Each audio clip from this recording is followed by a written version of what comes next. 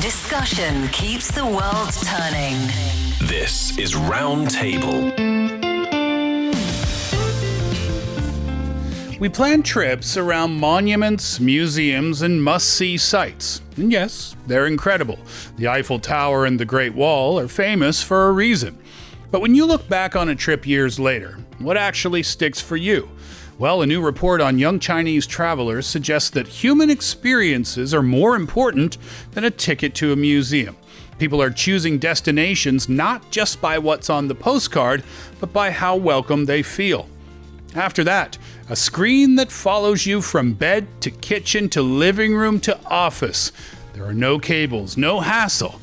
It's not a TV, it's not a tablet, it lives somewhere in between. In China, they call it the bestie screen, and it's one of the fastest growing gadgets in the country. Tech giants, appliance brands, global players are all racing to build one. But is this the next must-have device, or is this just a fancy replacement for stuff we own? Coming to you from our studios in Beijing, this is Roundtable. I'm Steve Hatherley with Yushan and Yushun, and we welcome you to the show.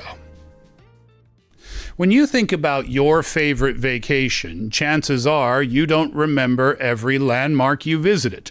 You remember the taxi driver who made you laugh, the stranger who helped you out, the restaurant owner who treated you like family. Because when we travel, we often think we're searching for places, but what we really remember are the moments. The unexpected conversations, the small acts of kindness, and the experiences that make us feel connected to somewhere we may have never been before. Recent research into travel trends suggests that this is changing the way people choose their destinations. Young Chinese travelers are increasingly looking beyond famous landmarks, judging destinations not only by what they see, but by how those places make them feel. Yushan and Yushan, good afternoon. Good to see you both. All right, so we're going to talk travel today, which is appropriate because it is the summertime and everybody is looking forward to their trips. I want to start with this. When you go on a vacation and when you come back, what is it that stands out in your memory? Is it the landmarks? Is it the food? Is it the people? What is it about the experience that you remember right when you come back, or maybe even many years later when you reflect on the trip? I think all of them really matter. And when you are choosing a destination, of course, the landmark, the most popular destination is the thing that hooked you, right? And then when we got there, it's the people, it's the experience, it's the culture. I think everything is getting more and more popular. And what I saw is that now people are saying, okay, it's not only about the destination, it's not only about the landmarks. It's also about the human connection that they were having during the trips, because that's been proved in some of these reports and surveys, right? China Tourism Research Institute has just released the research report on the satisfaction of Chinese outbound tourists in 2025. And what I said just proved in this survey. Yeah, this was not a small report either. They covered a bunch of different countries and regions and different tourist destinations. Yeah, 102 countries and regions to be exact, with a closer look at 27 overseas travel destinations. And these researchers, they've also gathered more than 50,000 market survey responses, along with tens of thousands, if not millions, of just traveler reviews and feedback. And they look at everything from how the transportation is like there, what's the food like there, and also accommodation, hotel,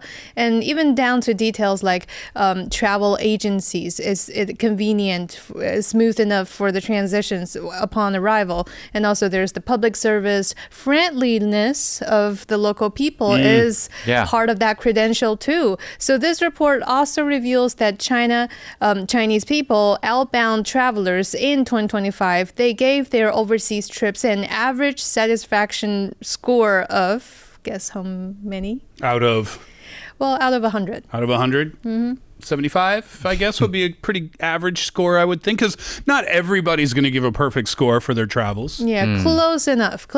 80 out of 100, which is not bad, which is good, actually. It qualifies as a satisfactory in general. So, well, that's good news because it means that people are enjoying their trips wherever it is that they go. And you said that they looked at a lot of different factors. Accommodation, that's one that we might expect, I think, to look at. Shopping, entertainment, attractions, those types of things make sense too. Travel agencies, rating the travel agency. So I think the point here is that this is a really comprehensive look at every little detail of people's travels to see where they were satisfied and where they weren't.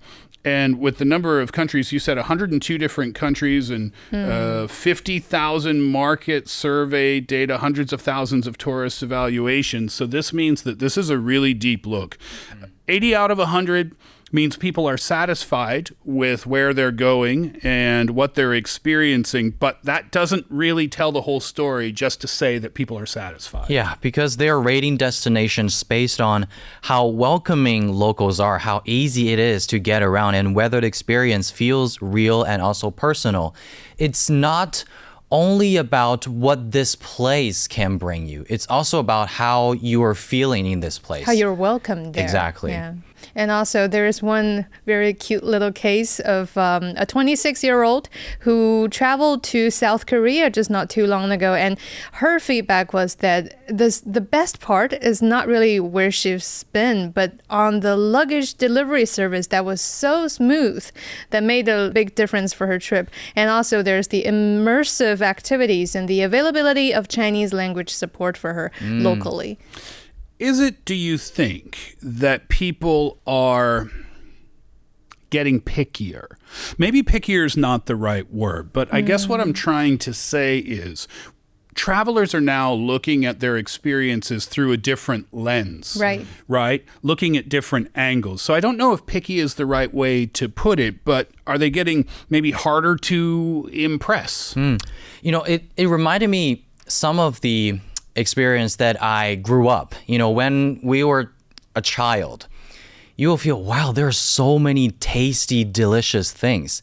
But after you grow up, you feel like there's not that much of, you know, tasty, delicious things that you haven't tried. You haven't tried. Yeah. So I think it makes sense. So I don't necessarily think travelers have become harder to impress. I think they've just simply become more experienced. They've been to a lot of places and as a result, more selective.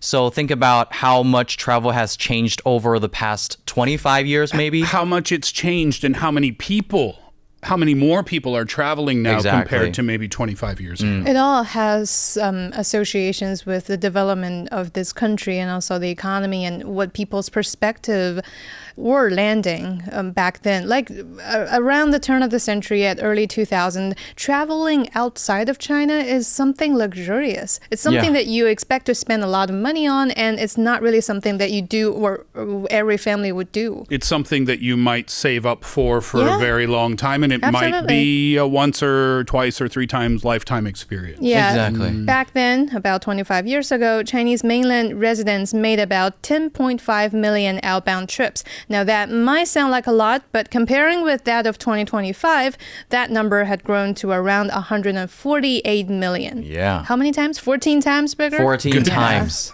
That was fast math. Yep. Well done. And that trend is continuing now as well. So yeah, you said 148 million overseas trips, which is a 14-fold increase from a long time ago. They spent $160 billion on those trips. Right. Now, the reason I mentioned that is because both of those figures, the 148 million overseas trips and the 160 billion spent, both of those are an increase from the previous year by about 20%. Exactly. So not only has it increased over the past 25 years, which I suppose we should expect that it would, but it's increased pretty significantly in the last 12 months as well. And that's why when international travel becomes so much more common than before, so simply crossing a border isn't, you know, exciting enough anymore. And then people are It still is. It's just, well, less of an amazing thing for those of us who are traveling outside of China. Yeah, I think you both bring up fair points because if you've traveled before, maybe you're returning to a place maybe you're visiting a place for the first time, but you've had a similar experience in the past, and that's why the bar has changed. It's not that it's not exciting to take a trip anywhere anymore. It certainly absolutely is, but maybe what people are looking for from their experience is a little bit different, and that's what this report is talking about. Yeah, young people nowadays are increasingly paying attention to the details that could range from before they start the trip to all the way after the trip is even finished. So that would include a lot of things like how to plan it, involving the travel agencies here, and which agency to pick. That's the planning important part's too. my favorite part, by the way. Me too. Yeah. I think I like the planning part almost as much as I like the trip itself. I will spend hours and hours and hours searching for restaurants in the place that I'm traveling to. You're a perfect companion to travel with, because you're Yeah, always that's going to what be the people planner, say. and somebody will be just sitting there and enjoy the work. You didn't let me finish my thought.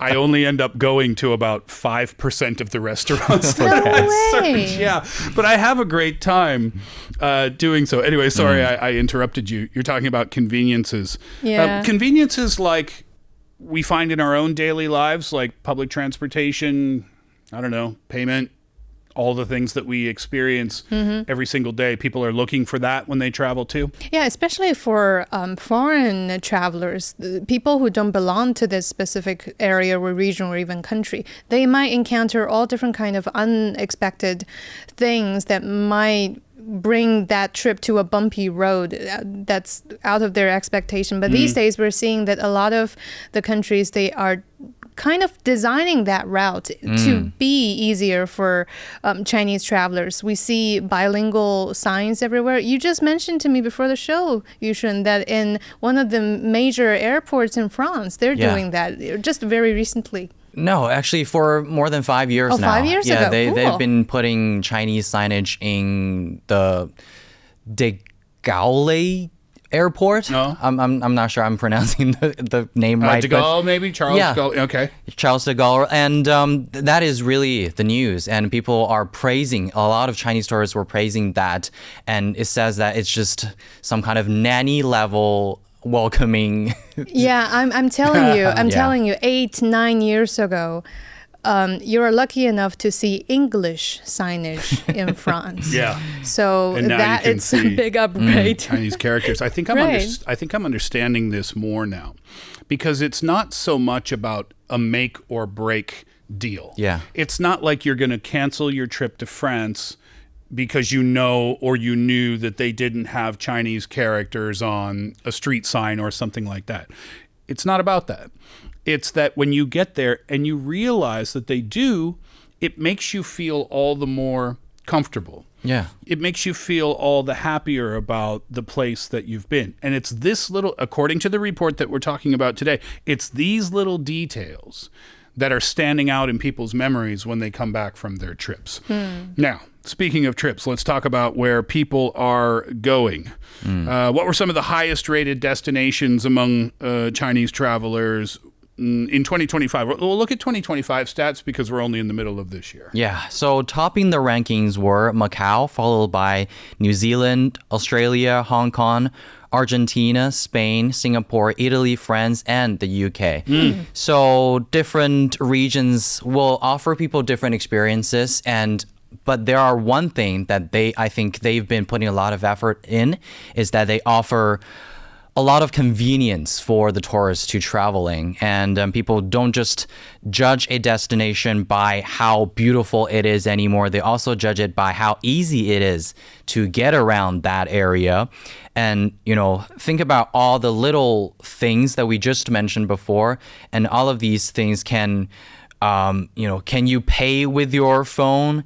Can you go around with the metro with your phone? Can you just these kind of little tiny things will elevate the experience that you travel there. You traveled to Thailand, Yushan, maybe within the last few years. And I remember when you came back, one of the first things you told me about your trip was, oh, you can use WeChat there. Exactly. So that kind of stood out to you as kind of a highlight of your trip in because of the convenience? Definitely, because we don't really have the, that kind of mindset of being hassled of getting exchanges and everything. And a few years ago, traveling to these countries, Indonesia, Thailand, it means that you need to make transactions in the bank and get ready with a stack of cash. Yeah.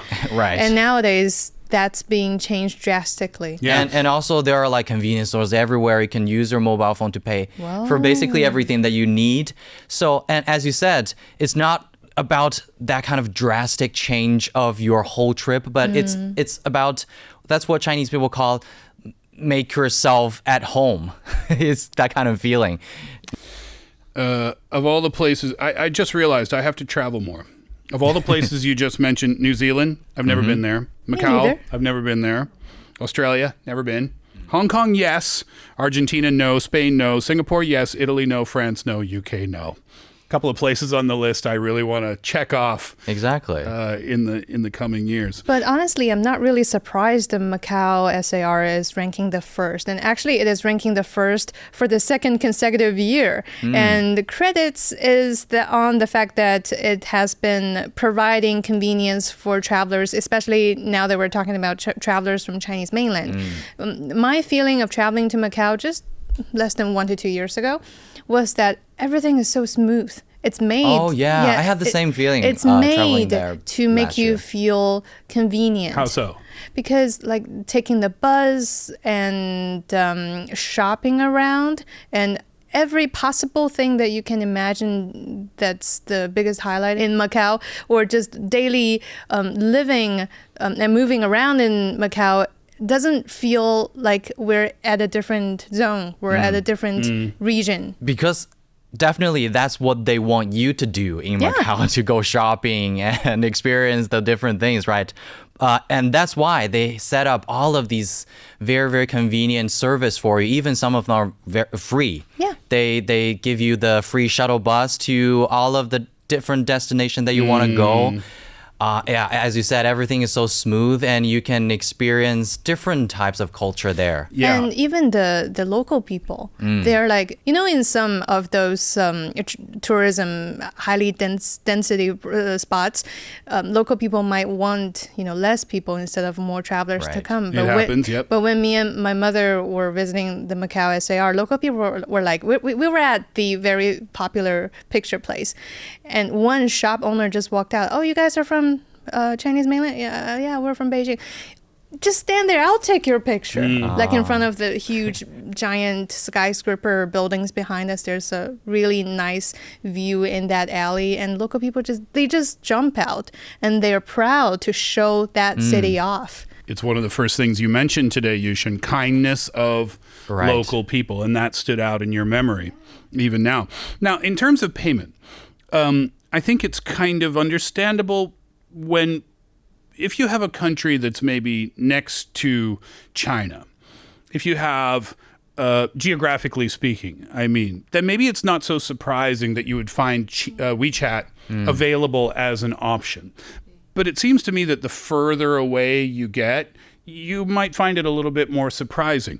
I found it surprising. Australia, you can use WeChat. I don't know how widespread it is in Australia, but you can find spots where you can use WeChat in Australia too. Australia, by the way, has become a hotspot for Chinese travelers between April 2025 and April 2026. So that's a 1-year period.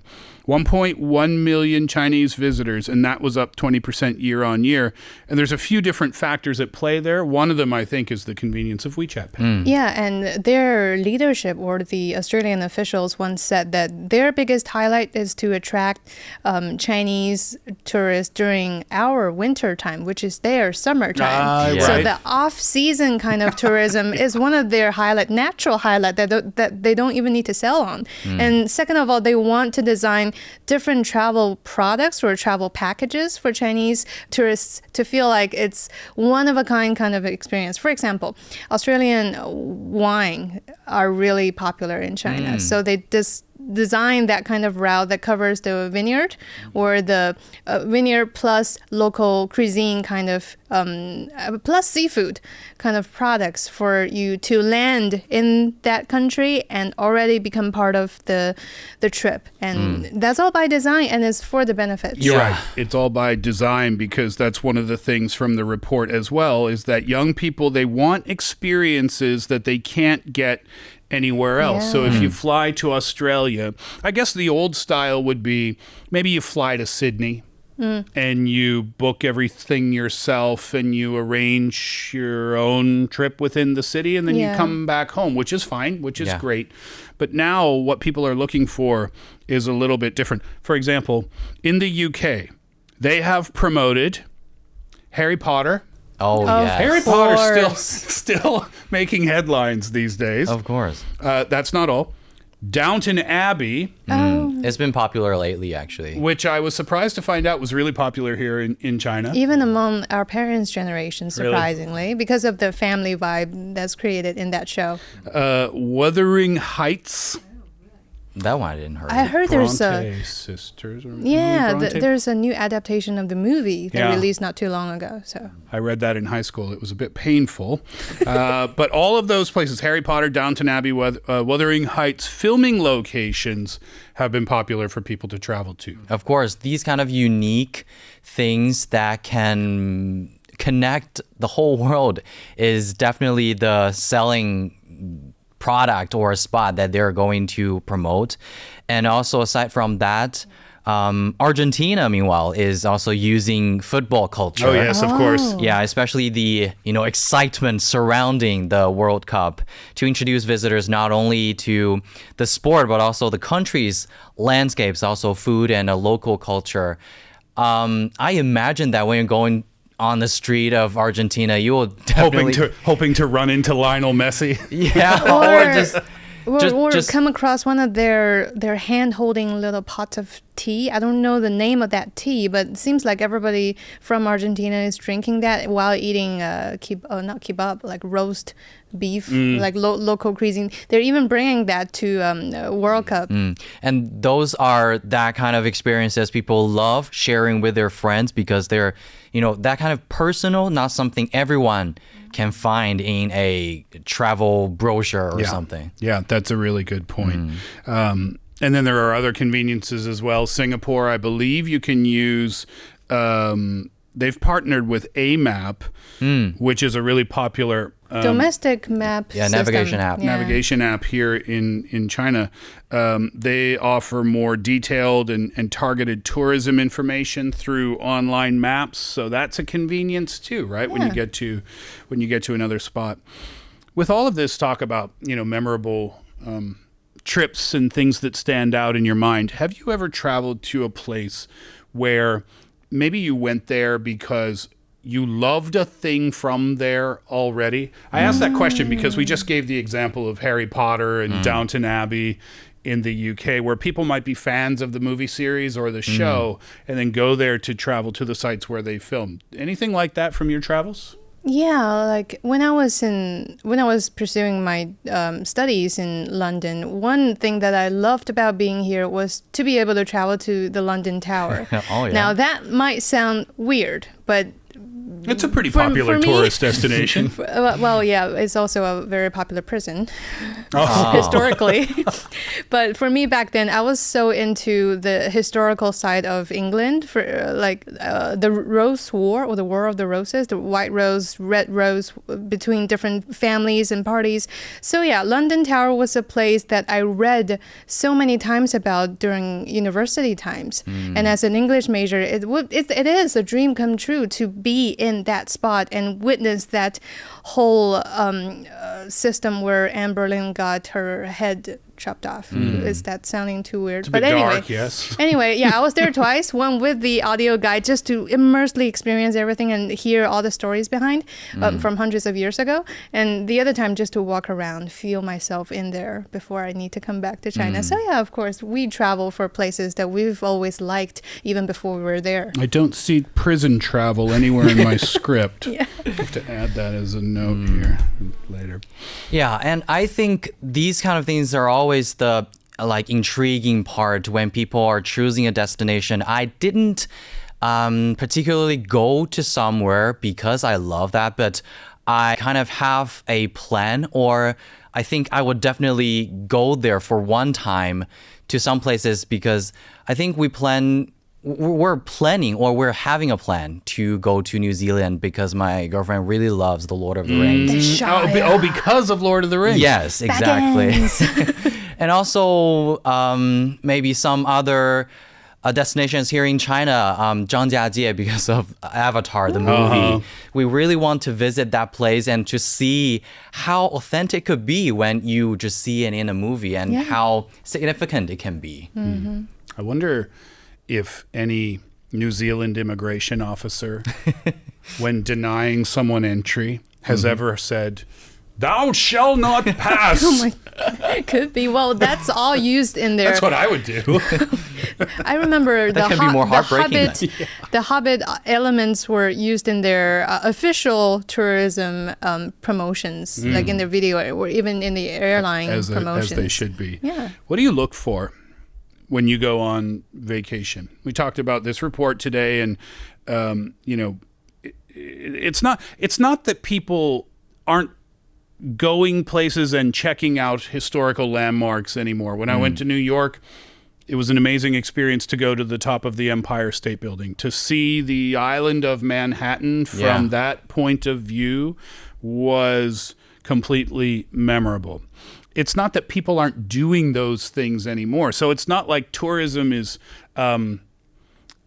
shifting from one focus to another. I feel like this is just an addition where people are doing those things, but then it's the little extra tidbits. It's the little cherry on top type things that are standing out for young people these days. When you go somewhere, what is it, Yushan, that you're looking for before you go?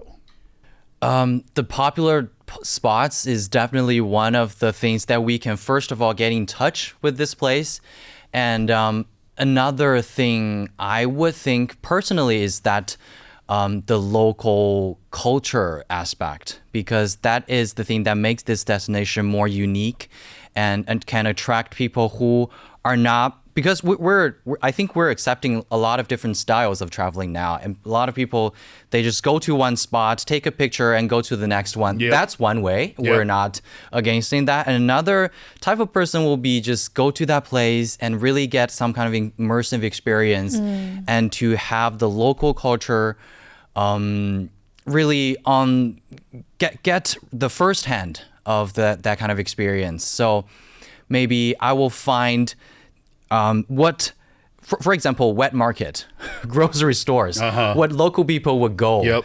And then I will go to that place and actually feel what is the life of local people have. You and I might be good travel buddies. I love going to the local supermarkets awesome. to see what everybody's buying. How about for you, Yushan? For me, it's more on the experience that I don't expect to get anywhere else. And also along the way, all the simultaneous little details that impress me as, oh, this is unique to this very place. For example, there are sunrise every day.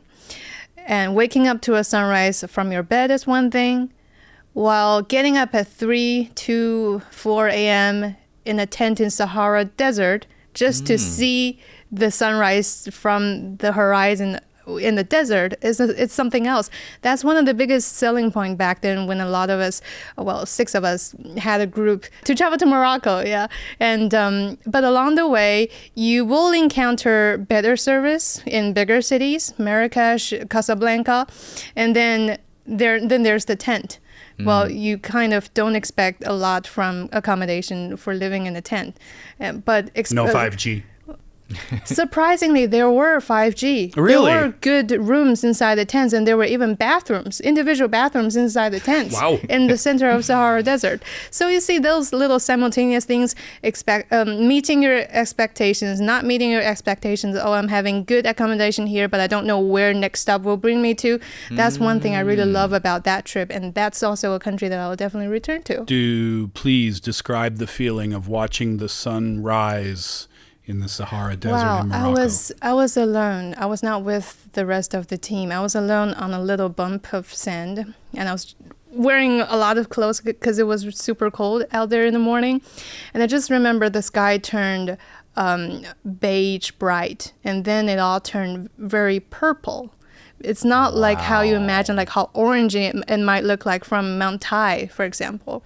It's all purple, bluish before it starts to look like what a daylight might become. So it's magical. It almost look movie scenic like than anywhere else. So yeah, with a line of camel walking from distance, that's something that you'll remember for life. Kind of makes our grocery store comments seem a little boring now. It's like watching the sunrise from a local grocery store? Why not? Well, maybe the future of travel is not just about where we go, but what we take away from the journey. As travelers become more experienced and destinations around the world are competing for their attention, the places that stand out might not simply be the ones with the most famous attractions, but the ones that make us feel connected as visitors. I'm Steve Hatherley. Today I'm with Yushan and Yushan. Stay with us on Roundtable. We'll be back after the break. Hey there, global listeners. Get ready for the hottest discussions on the airwaves. Roundtable, your passport to the heart of China's buzzing society. Pressing issues, lifestyle trends, and impactful policies, we're tackling them head on with wit, wisdom, and a whole lot of fun. Discover the real China through the eyes and voices of its people.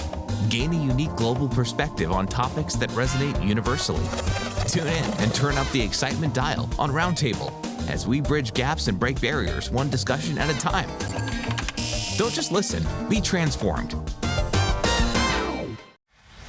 Discussion keeps the world turning. This is Roundtable. This is Roundtable. I'm Steve Hatherley, today with Yushan and Yushun. Coming up, what if your TV could follow you around the house?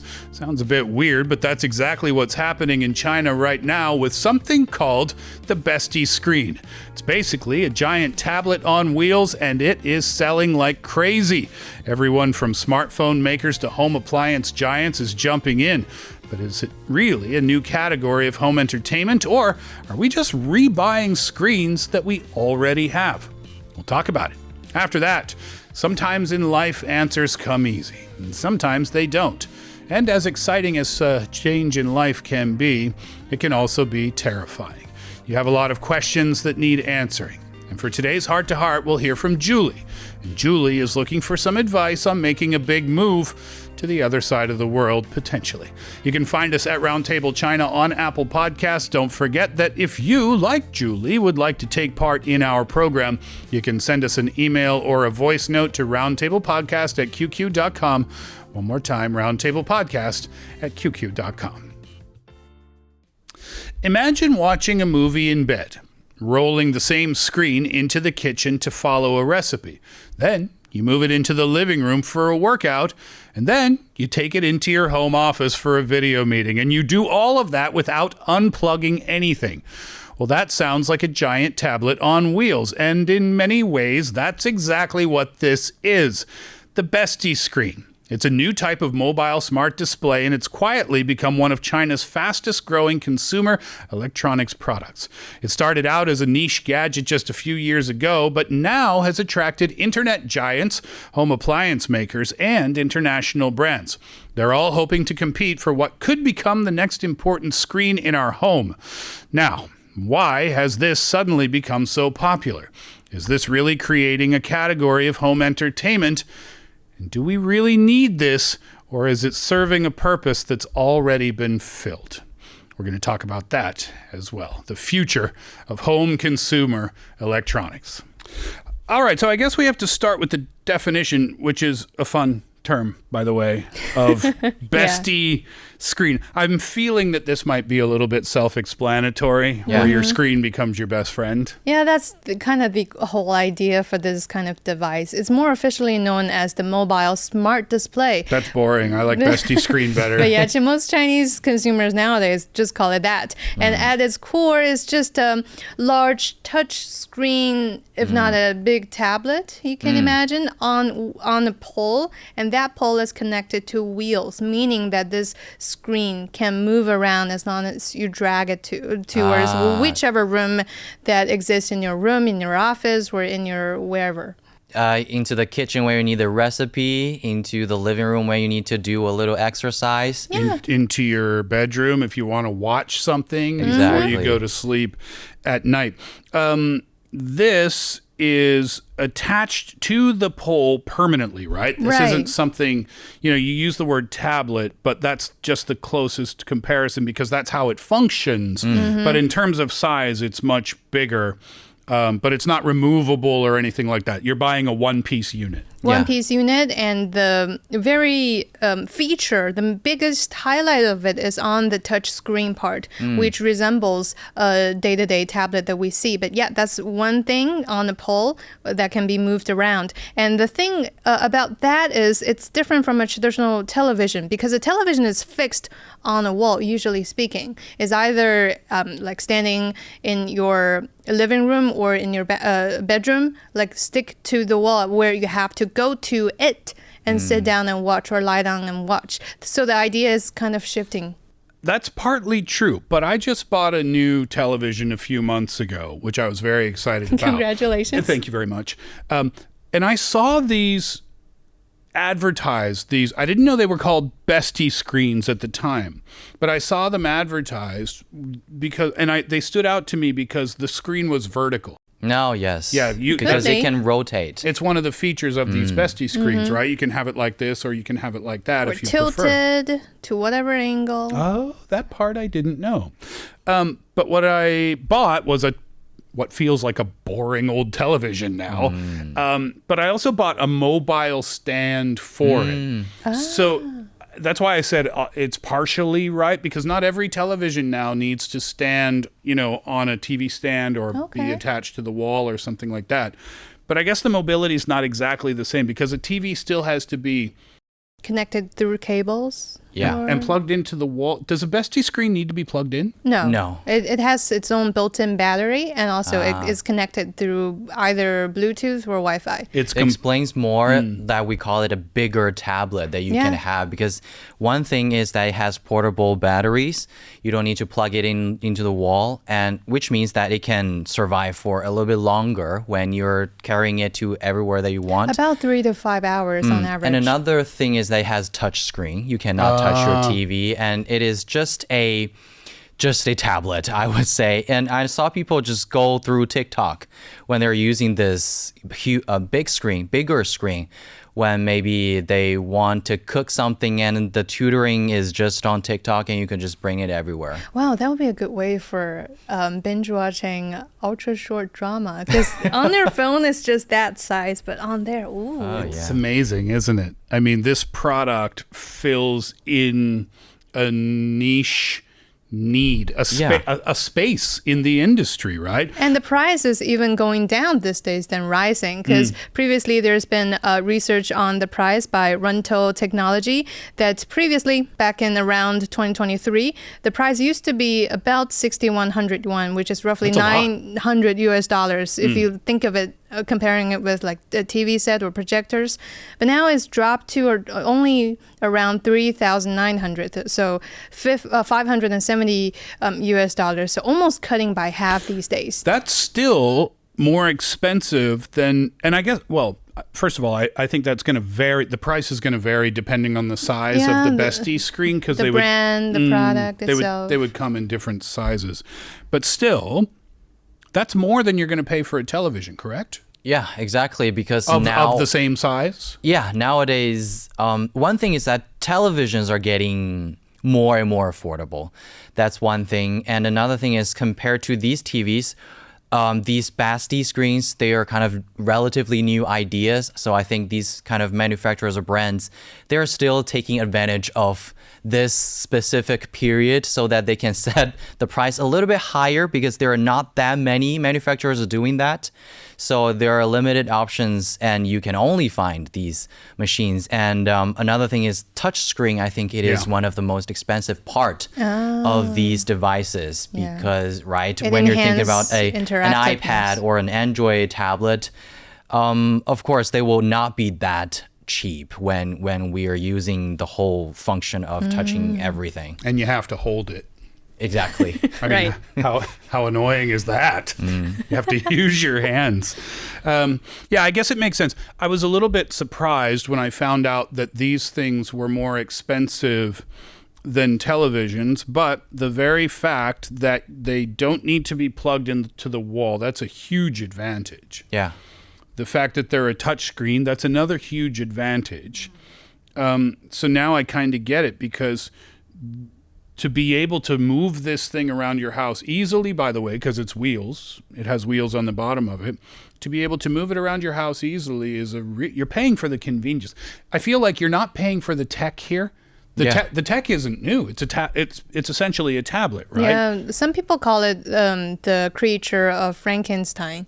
You've got the chip, you've got the monitor, you've got the pole, you've got the whole screen design and everything. You just put those things together in an unexpected way or a niche way and then call it bestie screens. So it's like a put together piece, but now every major manufacturer is even trying to become part of that industry. Did you mention the battery life? If you did and I missed it, I apologize. A few hours? 3 to 5 on average. 3 to 5. Yushan, you're the tech expert here. Is that considered good? Not exactly for a tablet, but for a large screen like that, I think that's fine. And also, I assume most of these devices, you can connect it with a cable, plug it in on the wall, and then you can use it for a longer period. Yeah. Yeah, and I guess 3 to 5 might be the average, but you could probably find more expensive ones with better battery life, something like that. I think, too, that the concept is not new. Back in 2021, a company from South Korea called LG, they introduced a movable display. It was called Stand By Me, which I think is a play on exactly words from the song and the film of the same name. Anyway, at the time, this was seen as kind of an experimental lifestyle product. Yeah. I don't know at the time, this is 5 years ago, whether they knew that this would be accepted or not. We talked about Killer App, right? That feature on a device that makes people feel like I need to have this. But this was 5 years ago when this first came out. Now, the turning point apparently came about a year later, so we'll jump ahead to 2022, when the device launched in Taiwan. And instead of using its official product name, that's when people started calling it Bestie Screen. Yeah, it starts as a nickname. And that name, the nickname, is it's kind of what got the product over the bridge, they say. Because what did you call it before? A portable, blah, blah, blah. Nobody cares, right? But when you say, hey, where's my Bestie Screen? Then it makes it like more personal somehow.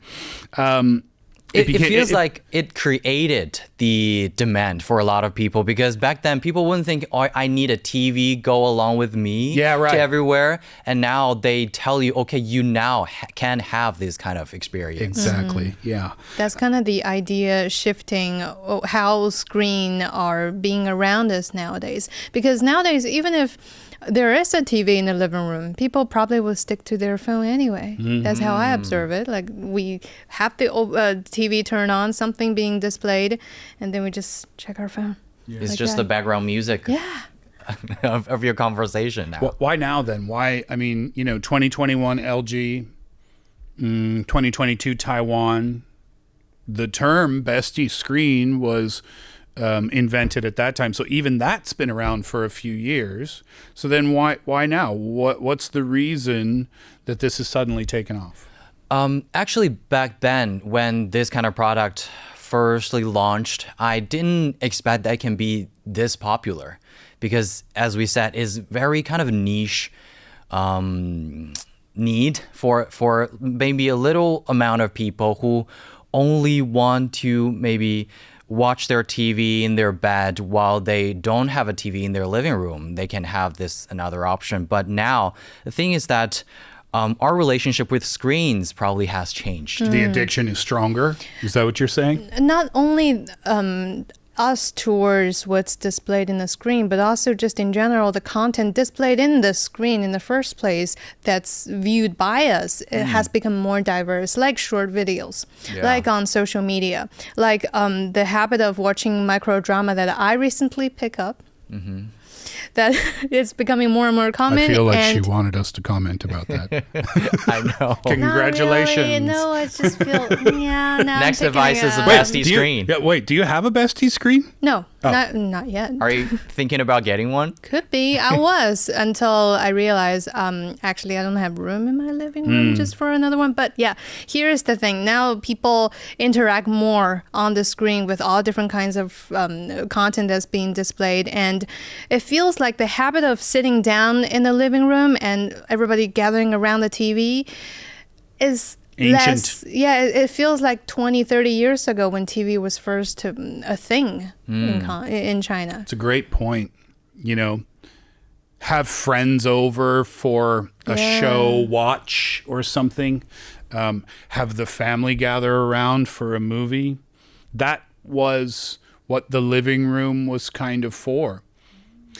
I wonder then, I mean, that's not our topic today, but I wonder if the definition of what the living room is changing. Could be. Yeah. Because it used to be the spot for the TV, the spot for watching. Exactly. And now people are talking about, do we really need a living room anymore? We are kind of de-living room right now because a lot of young people realize that, okay, I might not have that many friends. I don't need a huge gathering or party in my house. So probably, and I don't watch TV that often. Why do I even need a living room anymore? Yeah. So probably a tablet, a smaller screen, or a portable bestie screen is the choice for them.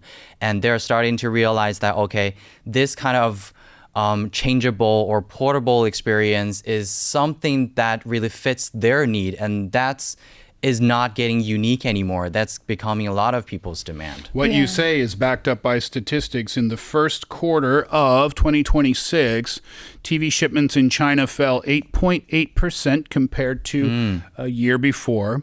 Over that same period, sales of smart projectors, they had their moment. Yeah. Yeah. Right? Totally. Definitely. Everybody thought I need one of those. Then everybody realized I don't need one of those. Yeah. Only within a few years' time. They dropped 21.4% year on year. And surprisingly, lately there's been a FIFA World Cup going on, and there's been analyzed on the fact that how the World Cup is driving the TV sales worldwide, but Chinese mainland. Except for? Except for. I mentioned the word addiction before. Do you see anything there? Because people have, not everybody, people have a TV in their living room. People have their phone. Is this just, now I need to have one when I'm walking from the living room to my bedroom? Exactly. That's that's the first thing that comes up to my mind when we're introducing, okay, it can it can go with you, stand by you, or something like that. We're just adding up more screen time when we're having these portable screens with you. And I think people were thinking about, okay, if I'm watching TV in the living room, then I will have no time for my phone. That is basically, for a lot of people, one way to decrease the screen time of their smart devices. And now, because these kind of devices, they can be vertical, they can be horizontal, it can fit in every fragmented piece of time that they have. And then I think it will be it will be a solution for even more room of these short videos, because it's finally the time they can watch it on a larger screen. Yeah, but think about what you just said, though. Oh, thank God. Because I was away from my screen for 4 minutes. Now, because of the bestie screen, I don't have to worry about that anymore. It's filling... Does it upset you? Well, it's just filling a gap. There's no question about that. It's filling a gap, which I think is quite clever, right? Between the screen and the tablet and the television. It found its space in the market, which I think is a really cool thing. And by the way, the sales have increased on these bestie screens, I think, 14% or something like that. Yeah, just within this year. Yeah. Okay, so that means people are buying them more and more. My question is, do we need this? Is this a good thing or a bad thing? I'm not arguing that it's not cool. It's pretty awesome that you can flip it vertically or horizontally. You can bring it into your kitchen while you're washing the dishes. It's touchscreen. You can scroll. Like, that's awesome. You're sitting there cooking whatever, and then you can just scroll to the next video that you want to watch. That's amazing. I'm not saying that it's not. I'm just saying, is this feels like I think we're constantly connected. It really comes down to who needs it instead of do we need it. Of course, it sounds like Steve doesn't need bestie screen. Well, no, I'm probably going to buy one. But imagine... I'm just saying, I don't need one, but I'm probably going to get one. Yeah, You've already made one yourself, though. Yeah, kind of. But imagine it's someone who is renting a place that doesn't come with a TV. That's very common in nowadays house rental market. You usually rent into a house that doesn't come with a TV. But I want something bigger than a tablet. And I want something that I don't need my hand to hold on to if I need that screen to follow me. And after my rental with this place is over, I want it to come with me without having to pull it off from the wall. Then for that person, this is a very good way to interact with the screen. And if not, extending features from the phone, from the tablet, or even from the laptop to something even more convenient. Think about saving all that money for video platform VIP. And yeah, like I don't need to purchase for membership, and I just need to kind of like project or sync your phone with something and watch whatever, or just use the membership you already have with your phone. Then that's all made life more convenient for people like this person. Yeah, or from the industry's perspective, it's actually, I think it is the way that they trying to be different. Because we all know that, and the stats are showing that TV and projectors, they are having the decreased sales, and they're trying to find a way to be differentiated. It is probably the solution that they want to maybe find another path of still a big screen, but maybe another way.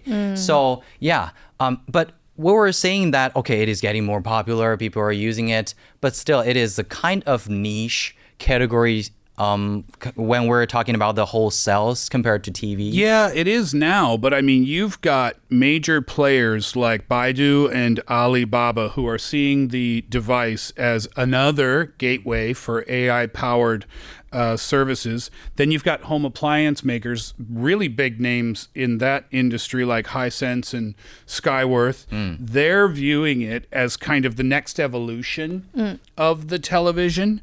And display manufacturers and hardware companies, they see an opportunity because they've already, their existing strengths are very well established. So they can be used on an entirely new type of product.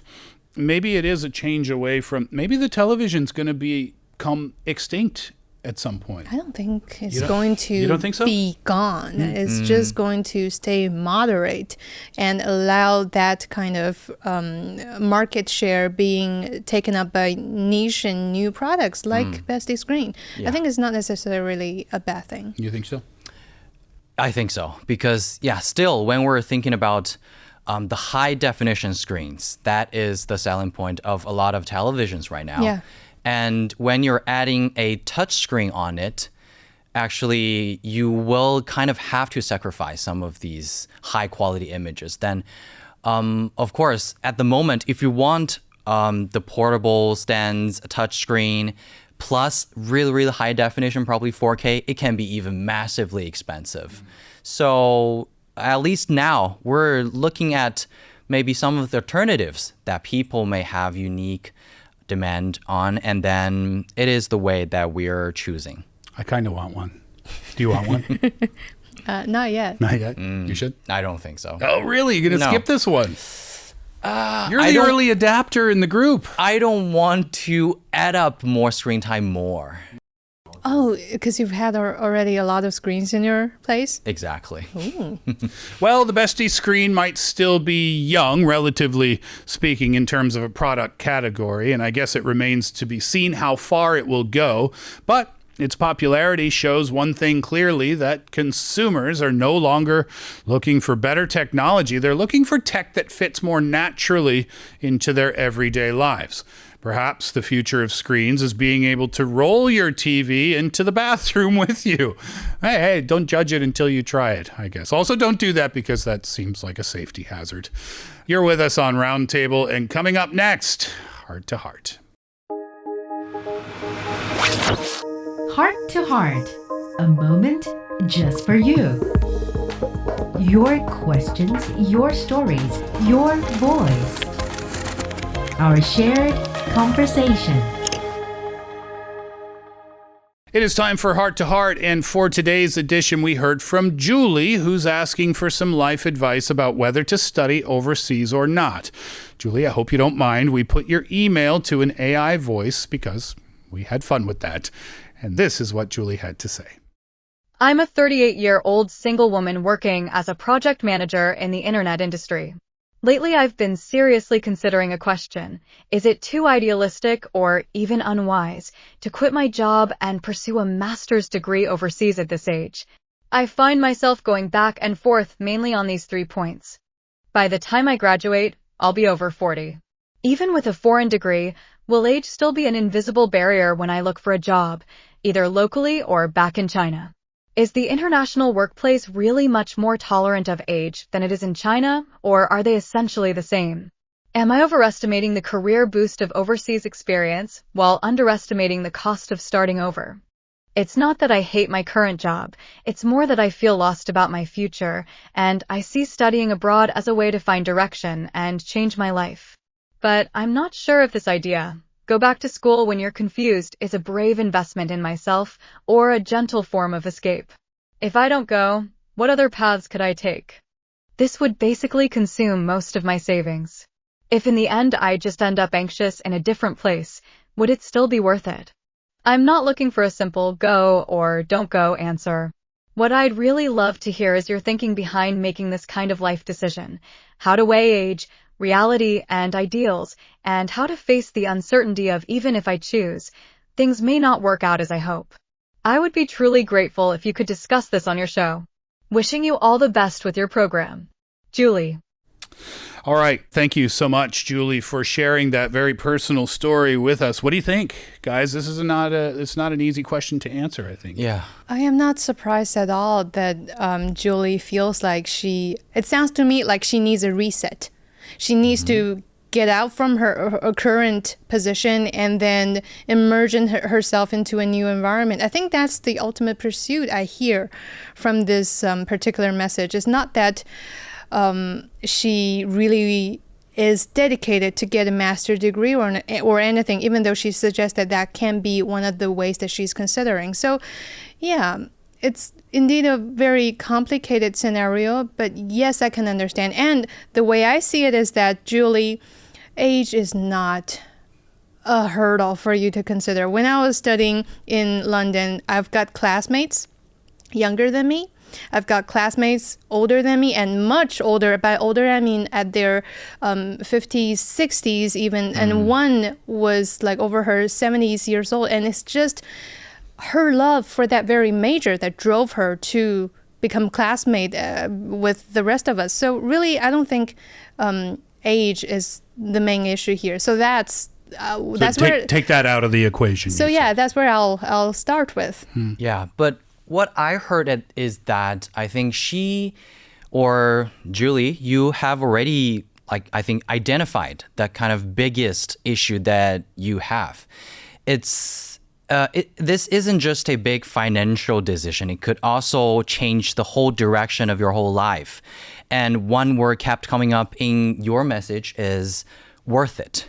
Is it worth it? Should I put that much of investment in my life or to overseas studying?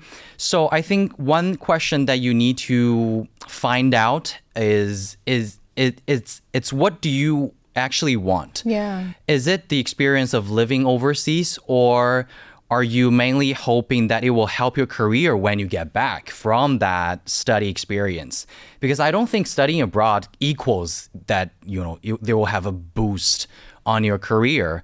It's more like a buffer, a chance to for now, step out of your current life and try something new. And then eventually you still have to figure out what you really want after you studied something like, or maybe AI or technology and everything. It's tricky because it's not a desperate situation for Julie now, right? Yeah, it's not like, oh, I hate my job, I got to get out of here. Oh, I feel like I need to get out of this world and travel to a new place where nobody knows me. It's not that. It's just a little bit hard to find out which one is the correct decision because you need to pay a lot on this one decision. Exactly. That's what I feel a little bit controversy in terms of whether you should go pursue the master degree abroad or not. Because if you want a degree outside of China, that is one thing. That is one way. And it brings a lot of rewards and benefits. But I want to start from a new place and get out from where I am right now and just to settle down or just to reflect on how far I've been and where I'm going next. That can turn out to be a whole lot different kind of scenario. It can be a trip. It can be quitting a current job and sitting at home or just relax for a while. It could be a long trip abroad instead of, like you mentioned, how you risk spending all your savings just for a degree that you yourself don't know yet if it's worth it. Because you feel like, sorry to interrupt, you feel like it's better to be, if you're going to make this level of a decision, it's better to be sure. Yeah, and also, where did you get that idea of pursuing a master degree is the way out? Is it because somebody around you is doing it and it's working for them? Is it something that you want? I don't think that's the issue because for a lot of people, they just don't know what to do. And they probably for the whole lifetime, I'm not saying, Julie, you are not understanding your life. It's just, it's really hard for people to actually get the direction or to choose which way I should go. It's always been like that for whatever age group, right? I went through exactly the same kind of mindset when I was also deciding whether I should go with further study or I should go to just job. And at that time, I wanted a little bit of this, a little bit of that. Maybe I can do both, that kind of decision. But one thing I was sure about back then was something that I didn't want. It's probably the position that I've been doing for 2 years. And I don't think I want to be in that industry any longer. And that's the moment I quit that job and starting to maybe find another direction in the job market. And that's the first step I would do. And then that's why I'm saying that because the decision you're making right now, it's not only one decision. It's a whole bunch of series of decisions. You need to quit your job. You need to find another job. You need to go to another country to live in. And maybe should you go back? Should you come back and decide whether kind of industry they're going to? So don't feel like you have to answer all of these questions in one day or in one move. Just maybe start with one. Like think about what is bugging you right now. Is it the routine? Is it the job career? Is it the life experience that you're having right now? So maybe make one small change at a time is the perspective that I can get. Yeah, I mean, that's all very, very, very good advice. The only thing I would add on top of that, because it sounds like if you guys are financial managers, for example, you would say, be careful with your investments.